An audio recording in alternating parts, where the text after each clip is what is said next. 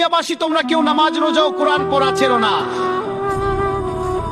একজন ছেলে কুরআন মুখস্থ করেছিল, কিন্তু মৃত্যুর পর এমন কিছু ঘটল যা দেখে পুরো গ্রাম ভয়ে কেঁপে উঠেছিল।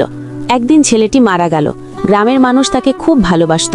সবাই পরম ভালোবাসা ও সম্মানের সাথে তার জানাজায় অংশ নিল। লোকেরা তাকে দাফনের জন্য কবরে নামাতে শুরু করলো, কিন্তু হঠাৎ করে সবাই ভীষণ ভয় পেয়ে গেল। কবরের ভেতরে মোটা কালো সাপগুলো কুণ্ডলি পাকিয়ে বসেছিল। কেউ কেউ লাঠি দিয়ে সাপগুলো তাড়ানোর চেষ্টা করলো, কিন্তু সাপগুলো একটুও সরে না।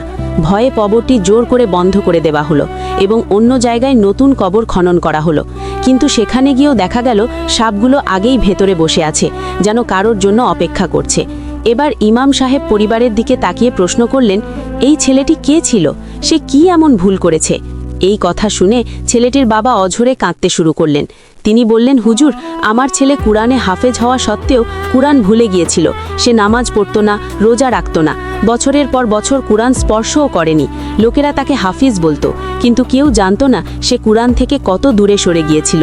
ইমাম সাহেব তখন তৃতীয় জায়গায় কবর খননের আদেশ দিলেন। কবর খোলা হলে সেখানে একটি বিশাল কালো সাপ বসে থাকতে দেখা গেল। ইমাম সাহেব বললেন, ওকে এখানেই কবর দাও। মৃতদেহটি ভেতরে রাখার সাথে সাথে সাপটি উঠে এসে দেহের ওপর আক্রমণ করল। লোকেরা ভয়ে কবরটি শক্ত করে বন্ধ করে দিল এবং দ্রুত নিজেদের বাড়িতে ফিরে গেল। সেই রাতে ইমাম সাহেব গ্রামবাসীদের বললেন, যে ব্যক্তি কুরআন থেকে দূরে সরে যায়, নামাজ ছেড়ে যায় আর দিন ভুলে যায়, তার পরিণাম এমনই হয়।